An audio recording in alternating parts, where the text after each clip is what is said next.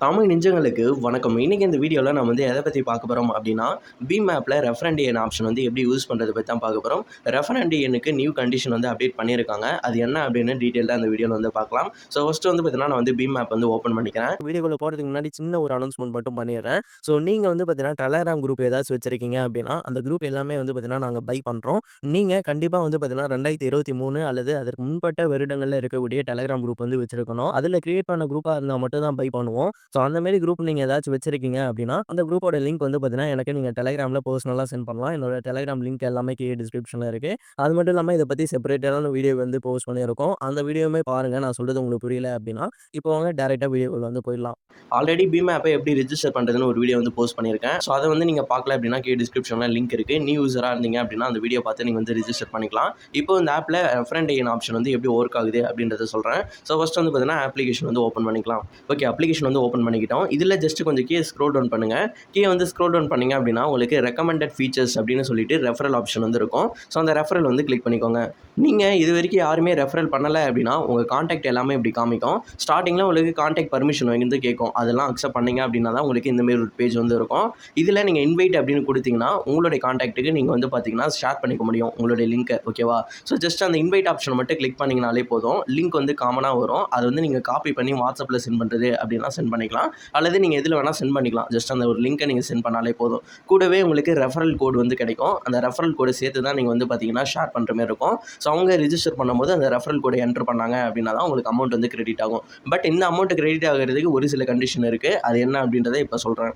நீங்கள் ரெஃபர் பண்ணுறீங்க பார்த்தீங்களா, அந்த ஸ்டேட்டஸ்லாம் எங்கே காமிக்கும் அப்படின்னா இதே பேஜில் தான் காமிக்கும். நான் இது வரைக்கும் யாருமே ரெஃபர் பண்ணலை அப்படின்றதால எனக்கு காண்டாக்ட் காமிக்குது. சப்போஸ் நீங்கள் யாராச்சும் ரெஃபர் பண்ணியிருக்கீங்க அப்படின்னா உங்களுக்கு டாப்பில் பார்த்தீங்கன்னா யாரை ரெஃபர் பண்ணியிருக்கீங்களோ அவங்களுடைய நேமு நம்பர் காமிக்கும். கீழே தான் பார்த்தீங்கன்னா உங்களுக்கு காண்டாக்ட் எல்லாமே சஜஸ்ட் ஆகும். பட் நான் இது வரைக்கும் யாருமே பண்ணலை, அதனால் எனக்கு காண்டாக்ட் மட்டும்தான் காமிக்குது.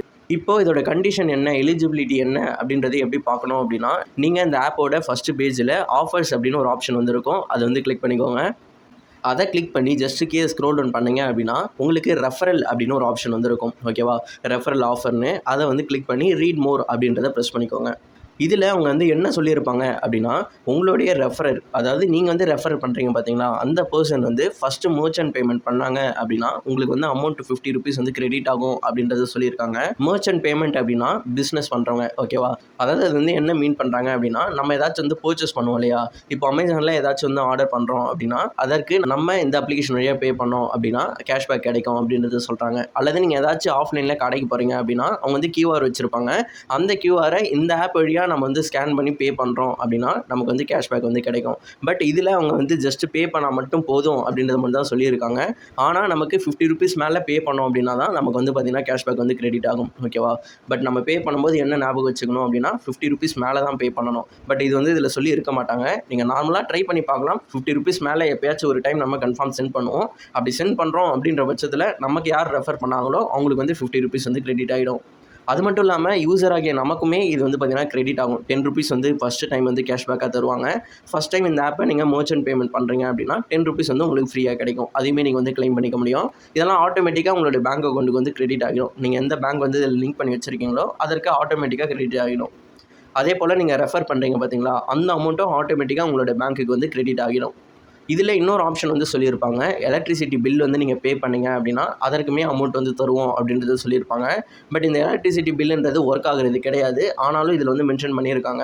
நீங்கள் மர்ச்சன்ட் பேமெண்ட் பண்ணுறீங்க அப்படின்னா தான் உங்களுடைய ரெஃபரருக்கு பார்த்தீங்கன்னா அமௌண்ட் கிரெடிட் ஆகும். சொல்கிறது புரிஞ்சிருக்கும்னு நினைக்கிறேன். நீங்கள் யாரை ரெஃபர் பண்ணுறீங்களோ அந்த person first time merchant payment பண்ணணும். பட் இதில் ஃபஸ்ட் டைம் அப்படின்றது இருக்குது. பட் அவங்க எப்போ பே பண்ணாலுமே, அதாவது ஃபஸ்ட் டைம் நார்மல் UPIக்கு சென்ட் பண்ணுறாங்க அப்படின்னு வச்சுக்கோங்க. செகண்ட் டைமாக அவங்க மர்ச்சன்ட் பேமெண்ட் பண்ணுறாங்க அப்படின்னாலும் உங்களுக்கு ₹50 கிரெடிட் ஆகும். ஓகேவா? இது நான் செக் பண்ணி பார்த்துருக்கேன். அதனால தான் சொல்கிறேன். இன்னொரு அக்கௌண்ட்டில் நம்ம பார்த்தீங்கன்னா ரெஃபர் பண்ணி ட்ரை பண்ணி பார்த்தோம். அப்படி பண்ணாலுமே உங்களுக்கு ஒர்க் ஆகுது. ஆனால் இந்த ஆப்பில் ஃபஸ்ட் டைம் அப்படின்றத மென்ஷன் பண்ணியிருப்பாங்க. இது நீங்கள் கரெக்டாக பார்த்துக்கணும். அதே போல் எலக்ட்ரிசிட்டி பில்லுமே நீங்கள் பே பண்ணி ட்ரை பண்ணி பாருங்கள். நான் ட்ரை பண்ணி பார்த்தா ஒர்க் ஆகலை. ஆனால் இந்த ஆப்பில் மென்ஷன் பண்ணியிருக்காங்க. பட் அதை நீங்கள் ட்ரை பண்ணி பார்க்கலாம். ஒர்க் ஆக சான்ஸ் இருக்குது. நெக்ஸ்ட் ஒரு வீடியோவில் பார்க்கலாம். பை.